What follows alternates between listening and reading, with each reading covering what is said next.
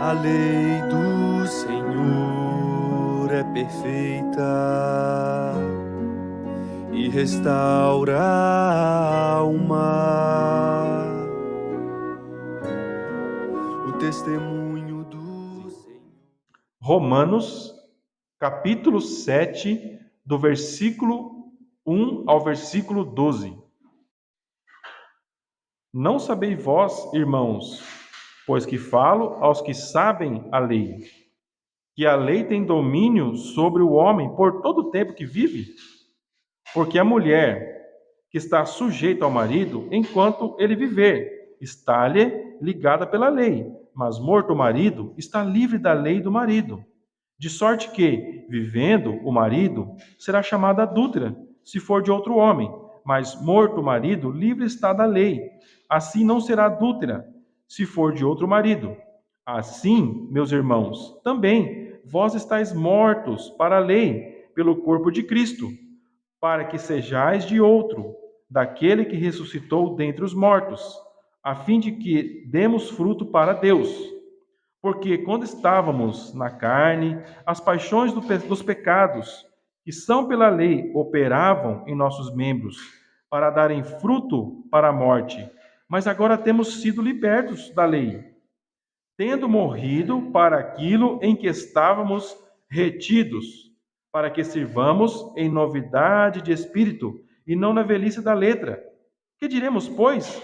É a lei pecado? De modo nenhum. Mas eu não conheci o pecado senão pela lei, porque eu não conheceria a concupiscência se a lei não dissesse: não cobiçarás. Mas o pecado, tomando ocasião pelo mandamento, operou em mim toda a concupiscência, porquanto sem a lei estava morto o pecado. E eu, em algum tempo, vivia sem lei, mas vindo o mandamento, reviveu o pecado e eu morri. E o mandamento que era para a vida, achei eu, que me era para a morte, porque o pecado, tomando ocasião pelo mandamento, me enganou, e por ele me matou. E assim a lei é santa, o mandamento é santo, justo e bom. Nós estamos aqui, irmãos, nessa passagem. É uma passagem, dizem os teólogos, que é uma das passagens mais difíceis da Bíblia.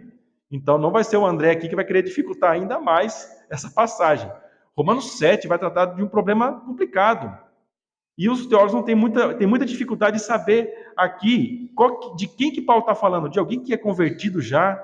De alguém que ainda não se converteu? Será que ele está falando de um crente que está começando a vida cristã ou de um crente maduro? Então, não existe uma grande confusão nesse sentido. O objetivo dessa passagem é saber de que maneira o crente se relaciona com a lei. Como que o crente vai se relacionar com a lei de Deus?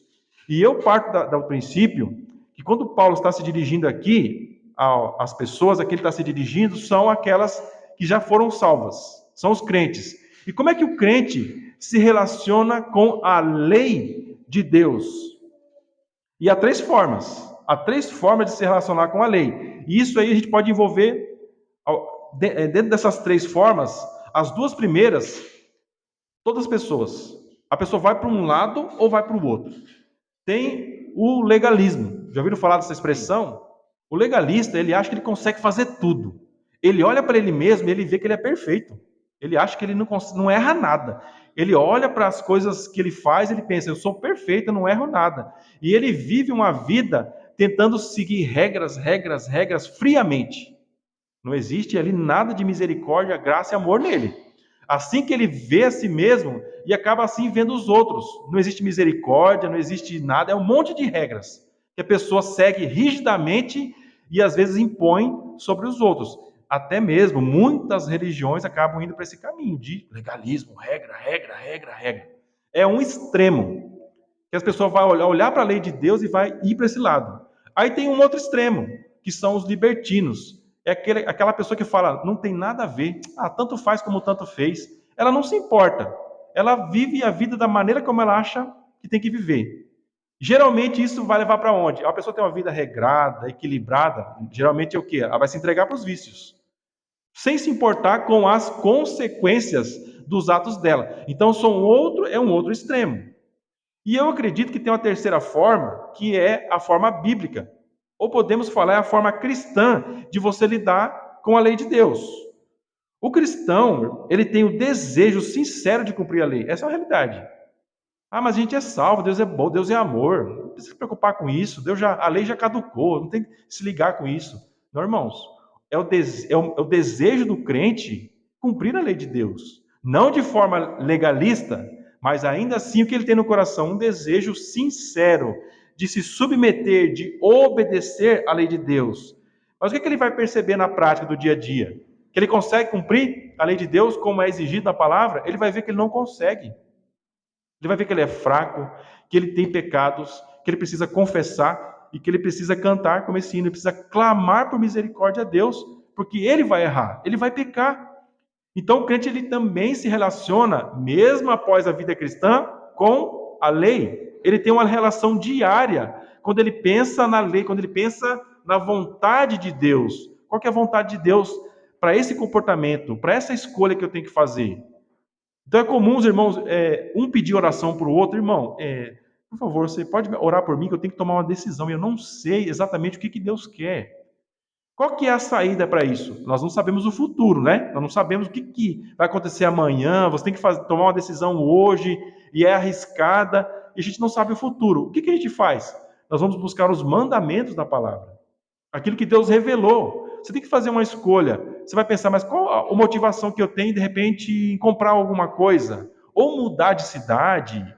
Qualquer alteração que você vai fazer na sua vida, ou decisão importante, você vai buscar discernir qual que é a vontade de Deus e você vai optar em se submeter à vontade de Deus. Mesmo que você, às vezes, não, essa decisão que eu não vou tomar agora porque eu não tenho paz. Eu não tenho a minha consciência tranquila com Deus. O crente, ele é constantemente chamado a pensar nas decisões que ele toma na vida dele. Qual é a vontade de Deus para a minha vida? E essa decisão que eu estou tomando? E esse comportamento meu? Sem que ninguém venha falar para você ou apontar o dedo, você mesmo vai buscar isso. Não como legalista que quer parecer uma pessoa justa aos olhos dos outros. Você quer, porque você quer o quê, irmãos? O crente quer o quê? Agradar a Deus. E como é que uma pessoa vai agradar a Deus? Sendo submisso a Deus. Como é que um filho agrada um pai? Sendo desobediente ou obediente? A mesma coisa com Deus. Você quer agradar a Deus porque Ele é teu pai. Porque você ama o seu pai e a maneira como o filho ama o pai, uma maneira bem básica, é a obediência.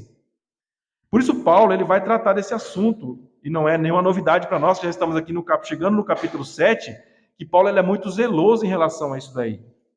E ele vai falar, irmãos, como que é a relação do crente, da pessoa que foi salva, do cristão, como é que era a relação dele com a lei antes dele ser salvo? Como é que ele lidava com a lei? Como que ele lida com a lei depois, como eu acabei de comentar com os irmãos? Vai existir essas duas coisas. E o crente ele vai passar, e Paulo ele vai falar que a lei, ela tem domínio sobre o homem. A lei exerce um domínio. O que é um domínio? Um controle. Um controle sobre o homem. Ela vai ter influência. Você querendo ou não, existem leis na sociedade, não existe, irmãos? Leis que vão regular tudo, principalmente no Brasil, que é um país que tem muita burocracia, tem muitas normas, muitas leis.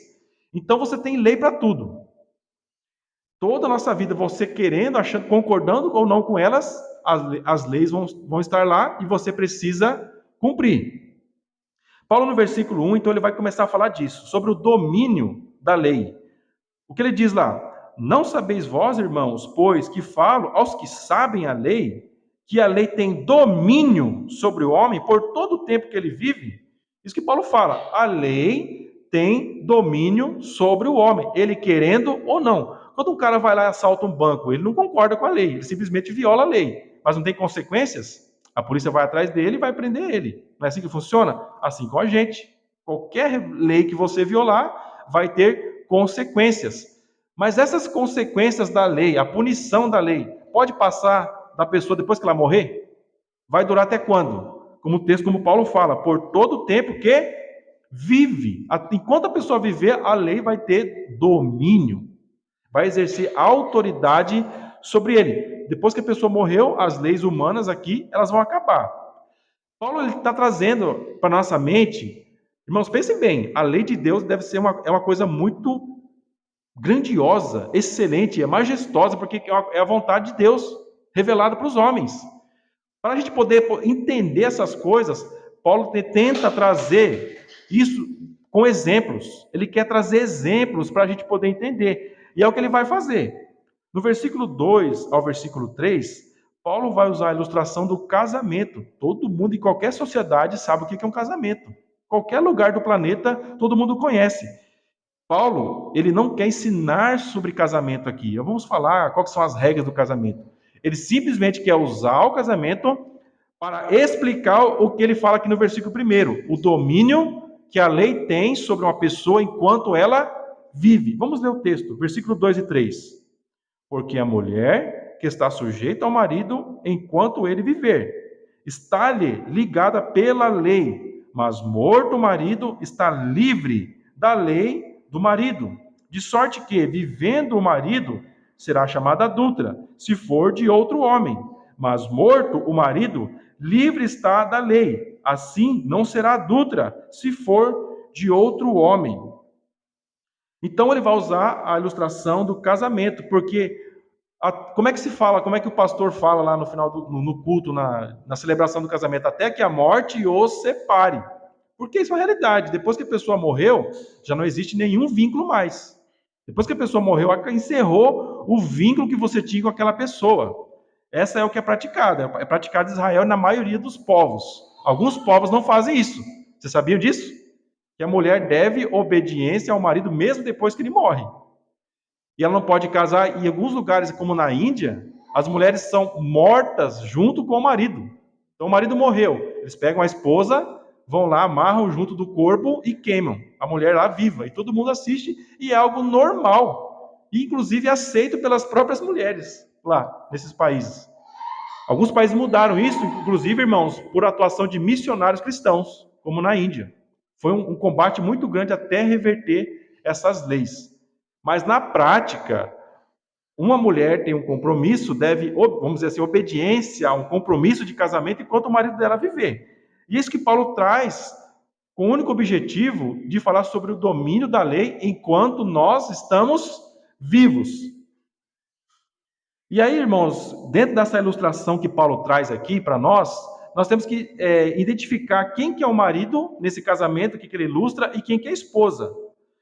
Paulo ele vai falar que a lei, na comparação que ele faz, é o marido. E a esposa, quem que é? Nós, os cristãos. Os cristãos são a esposa. E aí vem a pergunta, até quando um crente, um cristão, está ligado a esse marido? Enquanto a vida dele estiver aqui com ele, a vida toda. E quando ficamos livres desse marido? Quando ele morre. Quando o marido morrer, você está livre. Esse marido é a lei. Aí eu venho fazer uma outra pergunta. Esse marido, a lei, ele é um bom marido ou um mau marido? O que vocês acham? Um bom marido, um excelente marido, é a lei de Deus. O problema é a esposa. O problema é a esposa. Ela é uma péssima esposa, terrível esposa. E imagina assim, um marido perfeito, maravilhoso, sacrificial e tem lei. É um marido perfeito, é a lei de Deus. Só que a esposa é um problema sério. Ela não quer obedecer. E aí ela vai ter problemas tão graves que vai levar o que a vida dela no final? Ela vai morrer. Por causa da sua desobediência à lei. O exemplo de Paulo, como eu disse, ele é limitado. Não vou dizer imperfeito. É limitado porque serve só para falar sobre o domínio da lei. A lei de Deus ela é pura, perfeita e agradável e tem domínio sobre nós durante toda a nossa vida. Mas devido à nossa condição de pecado, só buscamos violar a lei de Deus. Isso nos levará à morte. Assim, nossa relação com a lei se encerra somente através da morte. E aqui, irmãos, nós vamos entender que tipo de morte que Paulo está querendo dizer aqui. Vamos voltar à ilustração. Assim como o pacto do casamento se encerra com a morte, nossa ligação com a lei vai se encerrar também somente com a morte. E aqui Paulo sai da ilustração dele. E ele vai falar da morte não do marido, que é a lei, mas da morte da esposa. Olha lá o versículo 4. Que diz lá, irmãos, assim, meus irmãos, também vós estáis mortos para a lei, pelo corpo de Cristo, para que sejais de outro, daquele que ressuscitou dentre os mortos, a fim de que demos fruto para Deus. Paulo usa a ilustração do casamento para introduzir esse assunto importante, irmãos, para nós. A lei de Deus, qual é a nossa relação antes e depois? A nossa relação com a lei era péssima, porque a gente era mau e pecador, e os nossos pecados nos colocavam em apuros com esse antigo marido, esse primeiro marido, a lei. O que acontece? Qual que é a grande notícia? Esse marido morre porque você também, como esposa, morre para esse marido. Quando você morre juntamente com Cristo. Quando uma pessoa crê, vamos trazer isso para termos práticos, irmãos. Quando você está ouvindo o evangelho, você escuta alguém pregando, ou você com a tua Bíblia aberta, ou na internet você ouviu um sermão, e você tomou consciência dos teus pecados, você se arrependeu, e você viu que a tua única esperança era Jesus Cristo. Quando você realmente crê, quando você realmente se arrepende, o que acontece? Você morre para esse primeiro marido, que é a lei. Você morre com ele, porque você também morre com Cristo. E agora você entrou num novo casamento com Cristo. Você entra num pacto agora com Cristo. E aí Paulo ele vai falar que esse casamento com Cristo não é um adultério. Porque você foi livre do primeiro casamento. Porque o que aconteceu com o primeiro casamento? O marido morreu. Você também morreu. Morreu juntamente com Cristo. E o que acontece com Cristo depois da morte? Ele continua morto. Ele ressuscita dos mortos. Nós também. A salvação, o que ela é? Uma ressurreição dos mortos espiritual. Nós ressuscitamos com Cristo. Então, nós podemos desfrutar de um novo casamento. Agora, com Cristo. Aí Paulo, ele vai começar a falar, trazer para a nossa consciência como que era nosso casamento antes e agora. Como que é o nosso casamento com Cristo. Sempre trazendo uma informação importante. Qual que é a relação que você tinha com a lei antes de Cristo e agora com Cristo? Será que a lei foi revogada? Não, irmãos, ela tem outras aplicações. Antes a lei só servia para te condenar e te matar. Agora a lei, depois que você está com Cristo, qual a finalidade da lei? É uma regra para a sua vida com Deus. É algo que você deseja, como eu falei. É algo que você corre para isso, mesmo com todas as suas imperfeições e pecados. Paulo, então, ele vai fazer um contraste entre o antigo e o novo casamento. E no versículo 5, ele vai falar do primeiro casamento. Vamos lá ler, irmãos. Porque quando estávamos na carne, as paixões dos pecados, que são pela lei, operavam em nossos membros para darem fruto para a morte. Nossa natureza tem a atração por tudo aquilo que é proibido. Imagine uma criança, não mexe aí. O que elas querem fazer? Mexer. Não arrasta a cadeira. Aí que quer arrastar. Não põe o pé ali. Aí que quer colocar. Não empurra isso, não faz isso. Quando você fala não faz, lê o quê? Faça. Só as crianças? Todos nós. Vamos começar para a primeira esposa que existiu na terra, Eva. Não mexe nessa árvore. Você pode mexer em tudo que vocês quiserem aqui, todas as árvores, todos os frutos vocês podem comer, mas o fruto dessa árvore aqui vocês não podem mexer. O que ela quer fazer? Mexer. Assim também nós, irmãos, todos nós. Então, você vai ter um relacionamento problemático com a lei. Que quando a lei fala não faça, é não faça. Quando a lei fala, mesmo a lei dos homens, não mata, não matará, é não matar. O que as pessoas vão lá e fazem? Vão e matam. O que vai acontecer com elas, irmãos? Vão ter consequências. Ou prisão, ou a morte mesmo, né? Enfim, todo um monte, uma série de consequências.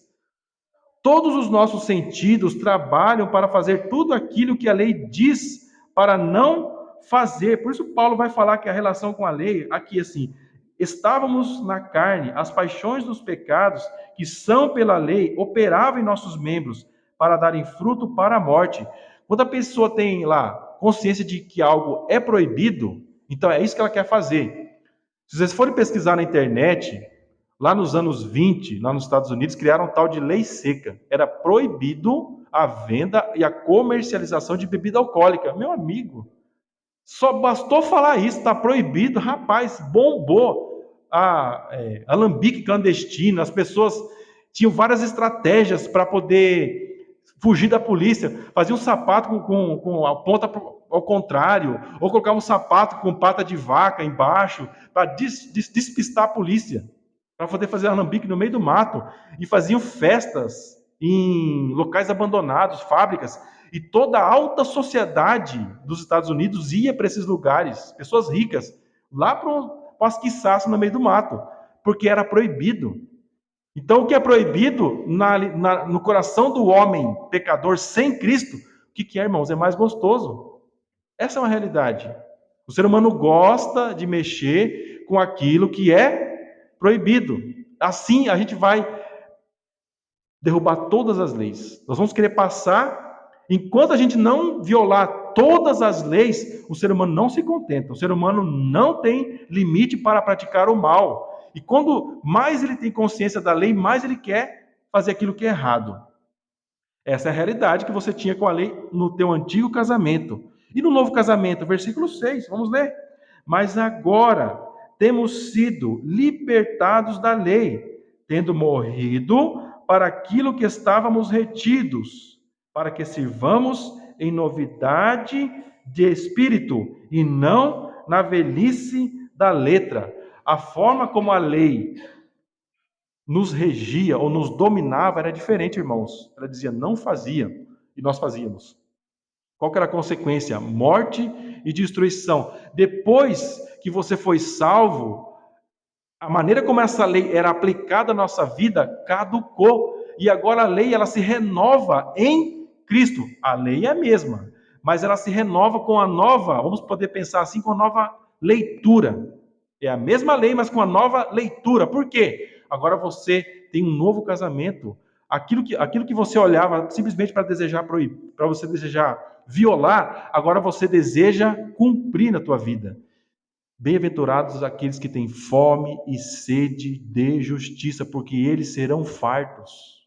É isso que Jesus ensina na oração lá das bem-aventuranças. Bem-aventurado a pessoa que tem fome. E o que um cristão tem? Fome e sede de justiça. Do quê? O que significa isso? Ele deseja se submeter à vontade de Deus. É tão bonito, irmãos, quando o cristão começa a olhar para isso. Antes, ele não tinha freio para o mal. Agora ele tem freio. Por quê, irmãos? Porque ele está contemplando a beleza da vontade de Deus. Ele quer conformidade à vontade de Deus. Existem muitos casos de mulheres em Corinto que trabalhavam nos portos como prostitutas e viviam vidas terríveis, uma escravidão. Ou então serviam em cultos pagãos, eram prostitutas cultuais. Serviam à idolatria que eles praticavam ali, usando a prostituição. Mas quando elas vinham para Cristo, elas vinham com tudo. Mesmo dispostas a abrir mão de tudo aquilo e tinham uma vida nova com Deus, uma vida transformada com Deus e davam um testemunho abundante. Aquilo ali era totalmente doido para a sociedade da época. Como pode aceitar uma prostituta dentro de uma igreja? Essas pessoas estão doidas. Era isso. As pessoas eram transformadas, homens ímpios. Temos aqui o exemplo do próprio apóstolo Paulo, né? Um homem terrível, um assassino. Mas quando o evangelho vem na nossa vida, os irmãos vão poder acompanhar testemunhos de pessoas. Ao longo da nossa vida cristã, nós vamos convivendo, ou até mesmo o nosso próprio testemunho, de pessoas que simplesmente o alvo da vida dela, o propósito era simplesmente violar as leis de Deus. Depois que ele vem para Cristo, o cara é até chato. Não porque ele é legalista, porque ele tem um zelo, realmente, uma paixão em querer se conformar a Cristo. Tem uma vida de oração tremendamente profunda. Tem um zelo pela palavra imenso. Esse é o novo casamento que nós temos, irmãos, que com Cristo, que vai mudar a nossa maneira de ver as coisas. Fomos libertos do domínio do nosso primeiro casamento com a lei, porque morremos para o pecado. Agora estamos livres, podemos viver de uma maneira diferente. A lei diz não faça, e nós dizíamos faça. Agora a lei diz faça, e nós dizemos amém. Amém, eu quero isso para a minha vida. Eu coloco isso na conta da minha vida, eu sou disposto a pagar o preço. Eu vou orar, eu vou buscar Deus, eu desejo isso. Isso é uma grande bênção. E no versículo 7, Paulo vai começar a falar sobre o novo propósito da lei nesse casamento que nós temos com Cristo. E a primeira coisa desse propósito, o primeiro propósito que Paulo vai apresentar no versículo 7 é revelar o pecado.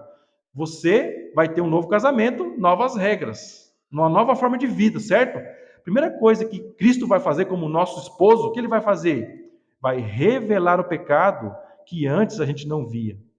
E por isso nós tínhamos uma relação tão terrível com a lei, a gente ignorava, desprezava.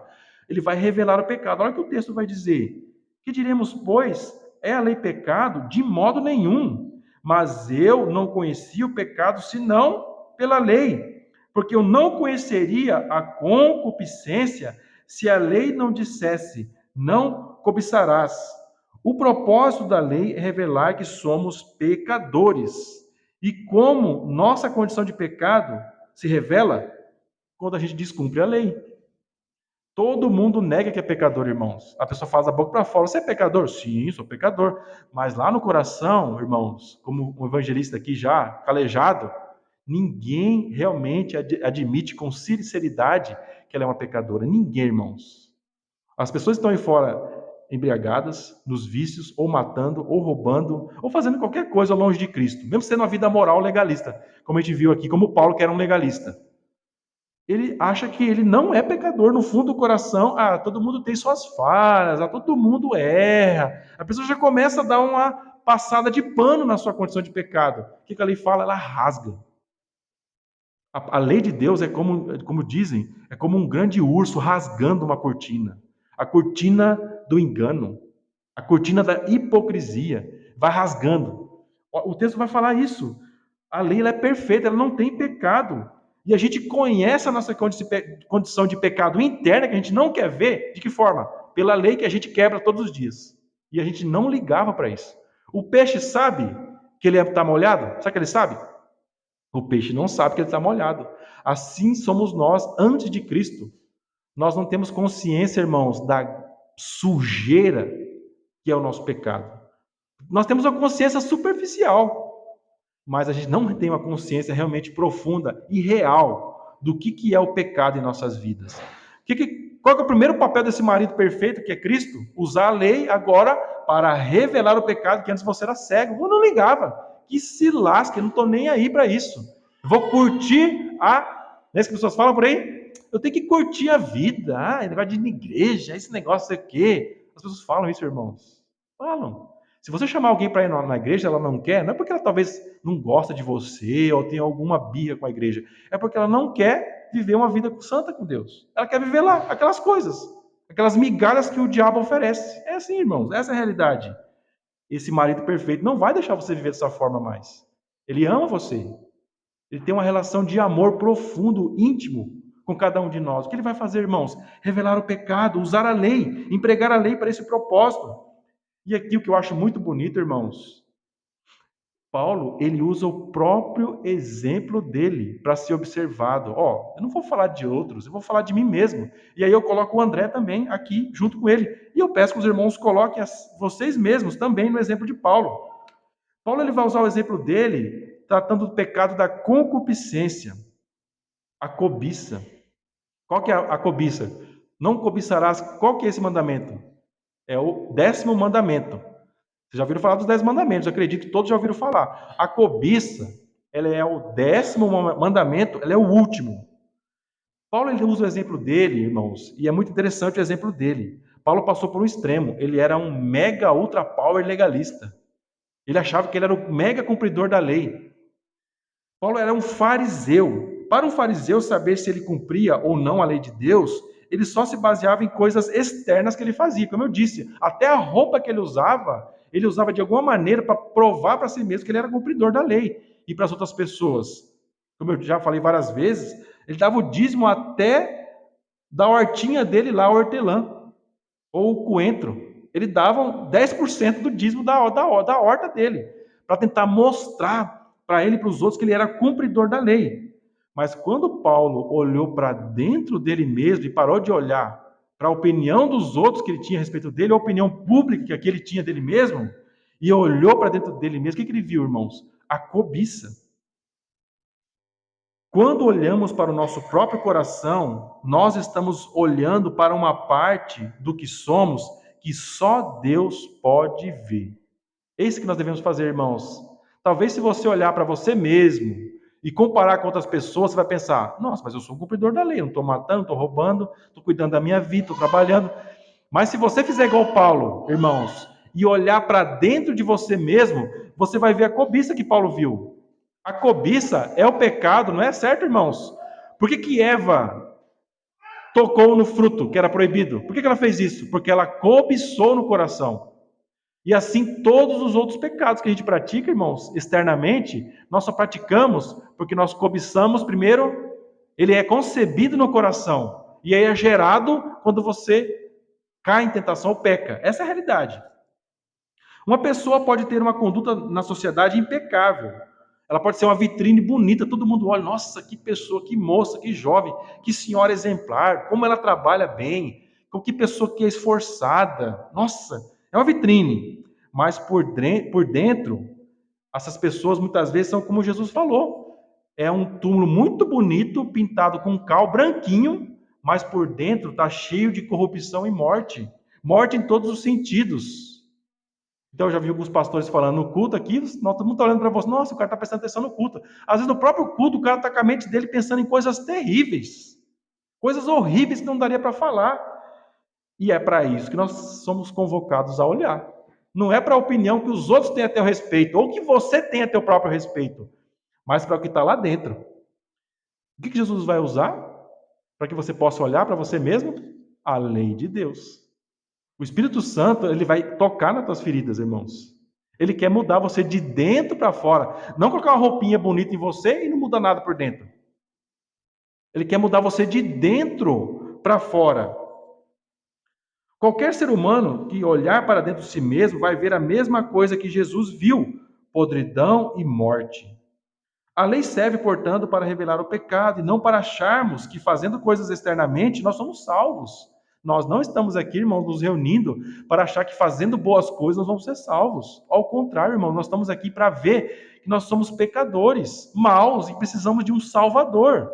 É óbvio que você entra numa relação com Cristo não para viver da maneira como você vivia. Por isso que o primeiro passo é você poder confessar, realmente, se eu olhar para mim à luz da palavra, eu estou feio. Eu estou feio na foto, eu não estou bonito como eu achava que eu estava, não. Irmãos, isso é muito complicado, irmãos. Por que é complicado esse tipo de coisa? Porque o ser humano, e assim a sociedade como um todo, ela despreza a Deus. Terrivelmente. Vira, como vai usar um termo bíblico, vira as costas para Deus. Você já passou por isso? Você está andando na rua, presta bem atenção aqui. Você está andando na rua, uma pessoa está vindo à tua frente, aí ela pega e vira para o outro lado para não te cumprimentar. Já passaram por isso? Você já está andando na rua, a pessoa não só vira o rosto, como entra na outra rua. Acontece, já aconteceu comigo. Talvez já tenha feito isso com alguém. É assim que a gente faz com Deus. Exatamente o que a gente faz com Deus. Nós viramos as costas, porque isso aqui está envolvido com teus pecadinhos ocultos no teu coração. Todos nós, irmãos. Assim nós éramos encontrados. Assim nós estávamos. Mas agora você está com Cristo. Então ele começa em amor. Qual o propósito disso, irmão? Será que é simplesmente esfregar na nossa cara erros que a gente cometeu simplesmente para nos envergonhar? Será que esse é o propósito de Cristo, irmãos? Será que aquele que veio nesse mundo e morreu por nossos pecados publicamente, sofreu tanta dor e angústia, será que ele simplesmente ia entrar numa relação com a gente para expor e nos envergonhar? Tem marido que faz isso com esposas, envergonha na frente de todo mundo. Não tem isso? Tem esposas que fazem com os maridos, mas não Cristo, irmãos. O propósito dele tratar disso no nosso coração é porque ele nos ama. E se ele nos ama, ele não quer a gente no caminho que a gente estava antes, que ele nos tirou. Ele nos resgatou com o sangue dele, para a gente sair daquela realidade. Ao revelar o pecado, seja externo, seja interno, a lei de Deus mostra a nossa culpa e condenação e necessidade de salvação e do Salvador Jesus Cristo. Os evangelistas antigos, seja que área o cara era, ou segmento teológico, eles não apresentavam a salvação e as promessas de salvação em Cristo sem antes apontar para a lei. Por quê, irmãos? Enquanto você está virando as suas costas para Deus, desprezando Deus, você nunca vai vir para Cristo. Você está rejeitando o que ele fala sobre a tua condição de pecado e pior, as pessoas estão rejeitando a Cristo como Salvador. Estão rejeitando a Cristo como Messias, como um esposo maravilhoso. É isso, irmãos. Será que existe um esposo melhor que Cristo? Existe um homem mais perfeito, bonito, excelente, nobre, que vai te amar mais que Cristo? As pessoas estão rejeitando a Cristo por aí, virando as costas para Ele, para continuar vivendo no pecado. Que bênção nós saber que Cristo nos tirou, irmãos, dessa condição. Cristo nos conquistou pela sua misericórdia e graça. E seu bendito amor. E como um grande marido, irmãos, ele também tem autoridade. Não vamos aqui querer transformar isso, a relação que Cristo tem conosco como uma novela ou um filme de romance. Ele é uma autoridade. Ele continua exercendo a mesma lei dele para exercer nessa relação. Mas agora é uma relação do quê? De amor e misericórdia. Então, ele vai revelar o pecado. O próximo passo que o texto vai nos dizer é despertar o pecado. Isso aqui é um dos versículos mais complicados que nós vamos tratar hoje. Olha o que o versículo diz. Mas o pecado, tomando ocasião pelo mandamento, operou em mim toda a concupiscência, porquanto sem a lei estava morto o pecado. Mais ou menos como nós dissemos, quando a lei diz não faça, nosso coração pecaminoso diz faça. Não adorarás outros deuses, não é o primeiro mandamento? É tão claro isso, não adorarás outros deuses. O nosso coração vem e fala para a gente, bora lá, vamos se curvar diante da primeira pessoa legal que a gente achar e vamos acender uma vela para ela. Nossa, que pessoa, ela viveu não sei que ano aí, todo mundo se curva para diante dela, vamos adorar, vamos acender uma vela para aquela pessoa. O primeiro mandamento é tão claro, não terás outros deuses diante de mim. Qualquer pessoa que você se curva, não estou falando só de um santinho, um bonequinho de barro, pode ser também o marido, sei lá, ou o emprego, ou o dinheiro, ou qualquer outra coisa, que você deposita toda a tua confiança, aquilo ali é o quê? Um Deus para você. Qual é o nosso problema? Nós vamos correndo. Não faça isso. O que o ser humano faz? Vai correndo para essas coisas. Não farás para ti imagem de escultura. No nosso coração diz, bora lá fazer uma imagem de uma pessoa muito gente boa e fazer orações perante essa imagem. Por isso, irmãos, quando a lei vem e fala, ela ressalta essa realidade de pecado que a gente não tinha antes. E quando o Espírito Santo e Cristo começam a trazer a lei agora com essa nova visão, ela começa a mostrar essa realidade de pecado que a gente vivia. E a gente não desprezava. E um último propósito aqui, um dos últimos propósitos, é condenar o pecado. Cristo, ele condena o pecado que existe dentro de nós. Versículo 9.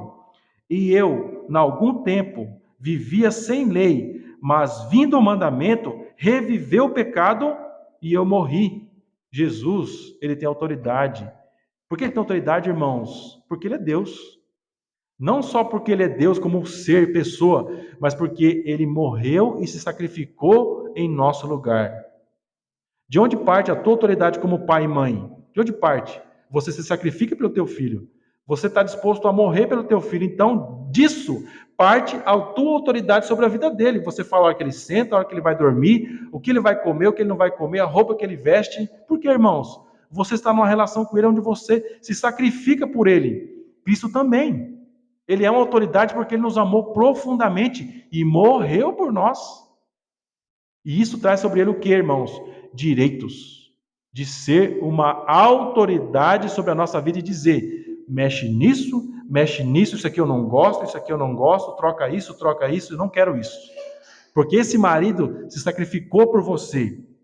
E ele exige essa obediência nossa. E ele vai condenar então, irmãos. Como ele vai manifestar isso? Ele vai reprovar o nosso pecado. Ele não é aquele marido que simplesmente abaixa a cabeça para tudo que a esposa fala. Ele ama a esposa. E porque ele ama, o que ele vai fazer? Apresentar a ela como uma esposa pura, sem mancha ou ruga perante o Pai. Porque esse é o chamado dele. Santificar a esposa, como diz lá em Efésios, pela lavagem da palavra. A lei de Deus. Ele vai usar a lei para quê, irmãos, agora? Para te santificar. Para que você seja uma mulher de Cristo nobre, um homem de Deus nobre, santificado. Eu fico muito triste, eu estava comentando com o irmão Ivan aqui na porta da igreja, antes de começar o culto. Irmãs, orem por isso, orem.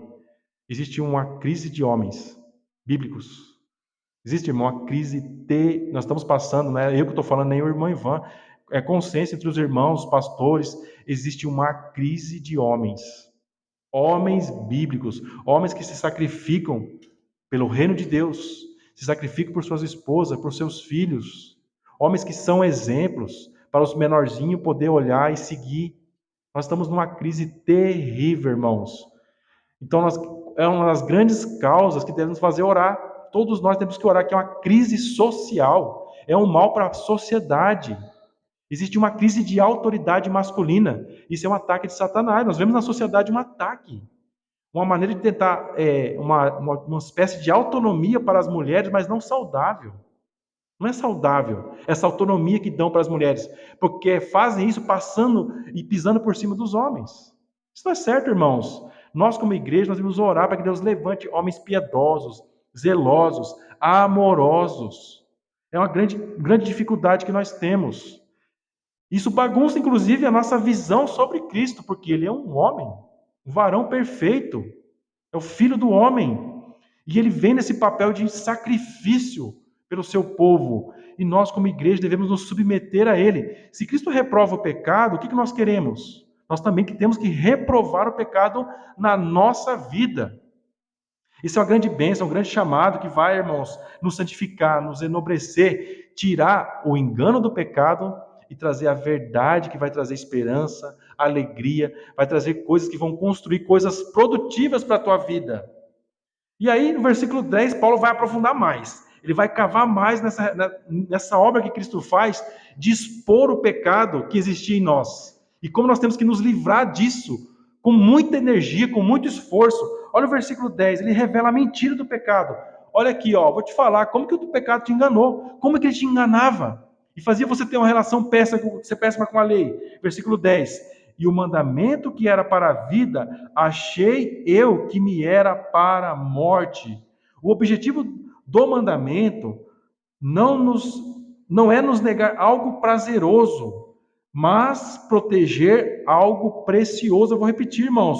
O objetivo do mandamento, da lei de Deus, não é negar algo prazeroso para a gente, mas proteger algo precioso. Quando a lei diz, não matarás, não adulterarás, por exemplo, não está negando algo prazeroso. A lei está protegendo algo precioso. O que é precioso, irmãos? A tua vida.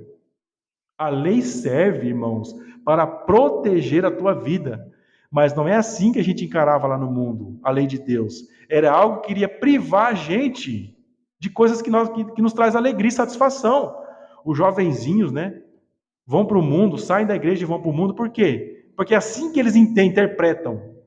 O meu pai, a igreja, esse troço é muito chato. Eu não quero estar na igreja, só proíbe eu de usar a roupa que eu quero, falar as coisas que eu quero, pensar do jeito que eu quero, ir com os amigos que eu quero, e assim por diante. Essa é a visão. E quem que contou essa mentira para nós? O diabo, o pecado. Ele nos engana. Paulo vai falar que é o pecado. E aí eu vou falar, irmãos, o pecado não é uma nuvenzinha que está por aí andando. Onde que está o pecado? Onde que está o pecado, irmãos? Está numa pedra? Sabe que está nessa parede aqui? Aqui dentro, não é o diabo, não. O diabo te seduz, sim, te tenta. Mas o pecado está onde? Aqui dentro da gente. E é ele que te engana. Que esse negócio de igreja, esses caras são todos um chato, são todas as pessoas frustradas na vida. Eles queriam estar com a gente aqui bebendo e fumando e falando palavrão, mas estão lá na igreja. São cegos. Assim que as pessoas encaram, assim também a gente. Talvez não falando dessa forma como eu estou aqui dramatizando, mas da mesma forma. As pessoas olham de uma maneira errada para a lei de Deus, como algo que proíbe, né? Que proíbe. Igreja não tem amor, é só regra, né? É um monte de regrinha. Eu não quero seguir essas regrinhas de vocês. É isso que as pessoas falam, irmãos. O pecado nos engana ao oferecer algo prazeroso, ao mesmo tempo em que nos cega para as consequências. Olha o caminho dos jovens que nós temos por aí. O cara vai, uma mocinha, escondido do pai e da mãe, vai para uma festa, com um monte de jovens combinados pelo WhatsApp, pula, sei lá, a janela, vai e acontece como alguns dias aí aconteceu em Pedro Juan, aparece morto em algum lugar lá, o pai nem sabe, vai achar o corpo em decomposição, depois de alguns dias. É essa liberdade que empurra as pessoas para a morte. Todo o cuidado ou os limites que Deus coloca sobre a nossa vida, irmãos, para que é? Para nos proteger, porque Ele nos ama. Você não deixa o teu filhinho pequeno, o José da vida, andar lá ali no cerro, na beira daquela encosta ali, precipício, porque ele vai cair, ele vai querer ir para lá. Ele vai querer olhando, olhando e vai cair, é ingênuo, não sabe.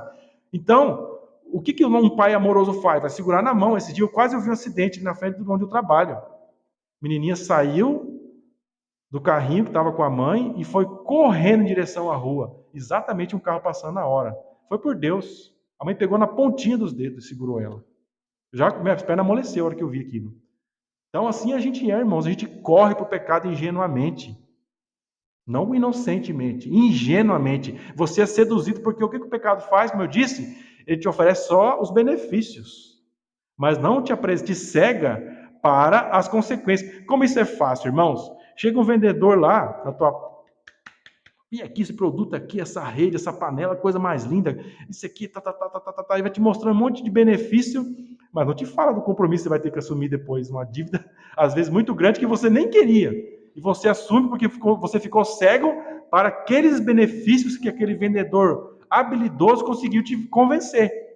Assim é o pecado. Ele é habilidoso, irmãos, em nos convencer, mostrando só um lado das coisas. Só o benefício, mas não te mostra as consequências. Quando uma pessoa usa droga, ou vai para droga, vai usar cocaína, por exemplo. Toma aqui, é de graça. Né? O vendedor lá, toma aqui, ó, toma isso aqui para você, você vai curtir, vai ter uma sensação maravilhosa. E realmente. Só que o que ele não falou? Só que daqui na próxima dose não vai ter o mesmo efeito e você vai precisar de mais e mais e mais. E depois já você vai ser escravo. Como diz um colega aqui, que agora não está mais nesse mundo, graças a Deus, é como fazer um pacto com o diabo. No dia que você usa, é a primeira vez, já era. Deu um beijo na morte. Tchau. Só um milagre para você sair daquilo. Não é assim que muitos jovens estão perdidos? Vão experimentar, são seduzidos por aqui. Tchau, já era. Assim, irmãos, todos nós. Paulo compara o pecado como um ferrão de um escorpião. Se ele te picou, irmãos, uma cobra venenosa, imagina uma cascavel, se ela te picou, já era. Você está morto. Se você não correr para o hospital e tiver o soro antiofídico, você está morto. Assim é o pecado. Ele não brinca com a gente, só está esperando uma ocasião.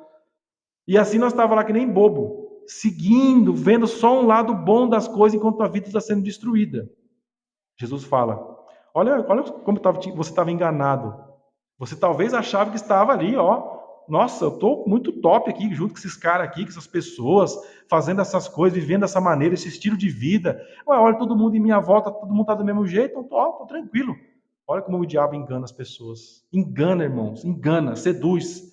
Mas quando somos regenerados pelo Espírito, nós somos capacitados a desmascarar as falsas promessas do pecado, porque existem consequências terríveis de viver no pecado. E o propósito da lei é proteger algo precioso, as nossas vidas. Então o mundo fala, você tem que errar para depois você aprender, não é isso? Não, irmãos, a Bíblia fala, não, aprende para você não errar. A Bíblia com Jesus é diferente. Ele não vai soltar você no precipício, talvez você se agarra num tronco e não morre. Não é isso que Jesus fala, ele, claramente, não faz isso. Isso vai conduzir você para a morte. Não creia em mentiras. Não seja enganado.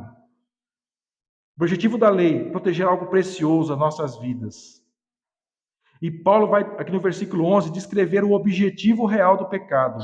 O versículo 11 vai dizer, porque o pecado, tomando ocasião pelo mandamento, me enganou e por ele me matou. Sabe que o pecado só quer judiar de você por um tempo e largar? Ou tirar sarro de você, ou fazer você passar uma vergonha? Qual o objetivo, irmãos, final do pecado? Matar.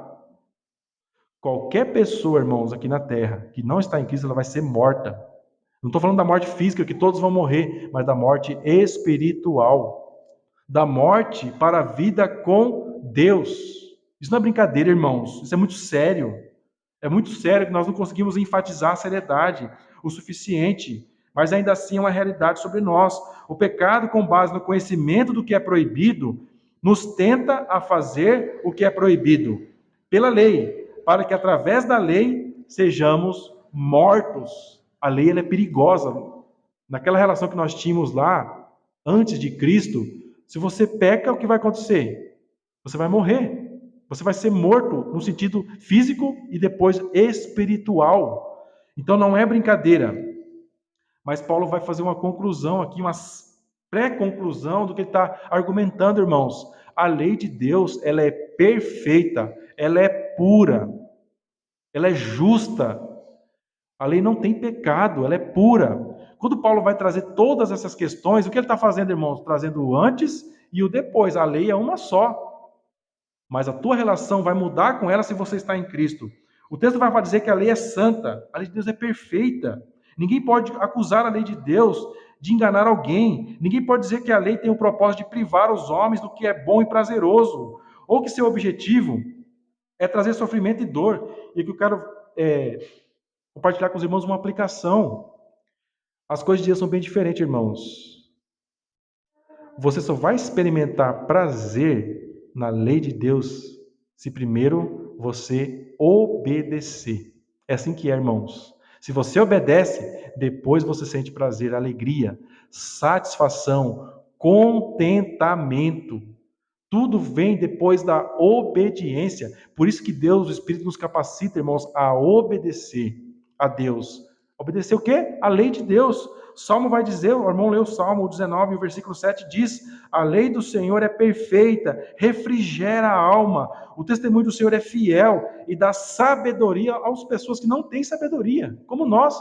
Quando você vem para Cristo, irmão, o que a gente é? Ignorante, você não sabe. Você sabia só o quê? Pecar.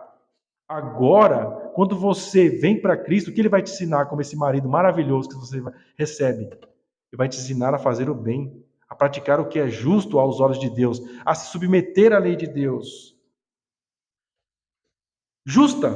Os preceitos do Senhor são retos e alegram o coração. O mandamento do Senhor é puro, ilumina os olhos. O temor do Senhor é limpo e permanece eternamente. Os juízos do Senhor são verdadeiros e justos juntamente. As pessoas gostam muito de acusar Deus de ser alguém tirano. Principalmente quando olham para as histórias do Antigo Testamento, irmãos. Deus realmente é justo, irmãos. Mas Deus não entrega injustiça para ninguém. O homem pecou, o homem vai morrer. Essa é a realidade, é a consequência das escolhas dos homens. Deus, sendo infinitamente justo, o que ele tem que fazer? Punir o pecado. O pecado é algo ofensivo à sua santidade, que é infinita. Então, o que a lei de Deus é, irmãos? Ela é justa. Quando Deus lança um ímpio no inferno, Deus está aplicando a lei dele de forma justa. Se você ir para a internet da vida, você vai ver gente defendendo, teólogos contrariando isso, negando o que o próprio Jesus disse sobre o inferno, por exemplo. Não, isso não é eterno, isso é só um momentinho que você vai passar lá. Não é assim, morreu, acabou. Vão tentar negar, diminuir o impacto da justiça de Deus, das consequências de se violar a justiça de Deus. Paulo vai falar que também a lei de Deus ela é boa. E nós temos João 15, 12. Por que o mandamento de Deus é bom, irmãos? Por que ele é bom? João 15, 12. O meu mandamento é este. Jesus dizendo que vos ameis uns aos outros, assim como eu vos amei. O que Jesus quer para você, irmãos? O amor com que ele te oferece. O que ele quer que você faça com as outras pessoas à sua volta? Que você também ame elas, assim como você está sendo amado por ele. Infinitamente, ele quer que você ame as outras pessoas. E por isso existe a lei de Deus, por isso ela é o que, irmãos? Boa, não está te privando de algo prazeroso, está protegendo, né, Isaac? Nós estávamos estudando lá em casa, né? Por que a gente tem que ser corajoso e forte? Por que nós temos que ter temor a Deus? Temos que ter fé e coragem para proteger as coisas preciosas que Deus colocou em nossas vidas. Esposa, filho, irmã, irmão, irmãos numa igreja local, são bens preciosos que Deus colocou. Cada um de nós, irmãos, somos preciosos, uns para com os outros. Nós temos uma relação de irmandade. Por quê, irmãos? Nós somos irmãos de Cristo, nós temos o mesmo Pai que está nos céus. O que ele tem conosco? Que relação que ele tem conosco, irmãos? De amor. De amor. E como é que ele demonstra isso de tal maneira tão poderosa que é uma lei? Não é um sentimento que ele tem, que ele está de bom humor, irmãos. que é como o mundo pensa que é o amor. É uma lei. E o que isso é bom, irmãos? Se é uma lei, é algo constante. E sendo uma lei de Deus, vai ser revogado para alguém? Jamais. Se em sua palavra, Deus, ele te ama, e ele demonstrou isso para você, e você entrou num pacto com ele, irmãos, isso é real. Isso nunca vai acabar. Isso é eterno. E nós temos que receber esse amor. E ao receber esse amor, qual é o fruto disso? Amor. Você vai querer amar outras pessoas. Algumas aplicações, irmãos, bem para nós encerrarmos. Paulo abre o seu coração neste capítulo ao dar o seu próprio exemplo. E podemos aprender duas coisas sobre o impacto da lei na vida de alguém que foi salvo. Primeiro, a lei destruiu sua autoestima. Paulo se achava super, mega, ultra cumpridor da lei. O que vem a lei? O que Jesus faz usando a lei? Paulo, você é um descumpridor da lei. Você é mau, cara. Você é terrível. Destruiu a autossatisfação que ele tinha e destruiu o orgulho dele. O velho Saulo morreu para nascer o novo Paulo. Pela primeira vez ele percebeu que estava morto espiritualmente. Quando ele olhou para a lei perfeita de Deus, ele foi quebrantado e humilhado. Ele estava finalmente pronto para defender, como publicano arrependido, Deus, ser propício a mim, pecador. Ele reconheceu a si mesmo como um dos desamparados e ímpio, porque Cristo morreu. Para quem Cristo morreu? A lei já produziu em você uma convicção de pecado semelhante à de Paulo? Você já teve seus olhos abertos pelo Espírito para ver a gravidade dos teus pecados, até que não tenha esperança em mais ninguém a não ser em Jesus Cristo? Essa é a grande aplicação, irmãos. Paulo olhou para a vida dele quando ele viu que ele não era cumpridor da lei, mas um descumpridor da lei, que ele estava perdido. E o que ele fez, irmãos? Correu para Cristo. Paulo, Paulo, Saulo, Saulo, por que tu me persegues? Isso que Jesus fala para ele no caminho para Damasco. Talvez ele esteja falando para você essa noite. Talvez com o teu estilo de vida você esteja perseguindo a Cristo, mas ele te oferece misericórdia e graça. O que você tem que fazer? Imediatamente se arrependa e creia em Cristo Jesus e abandone a velha vida de pecado, esse casamento doentio e mortal, essa relação mortal que você tem com o pecado. Depois de ver sua ruína debaixo da lei e com isso depositar sua confiança somente em Cristo, ele via a beleza e o propósito eterno da lei de Deus para o seu povo. Paulo usava a lei como uma justificativa para matar os crentes.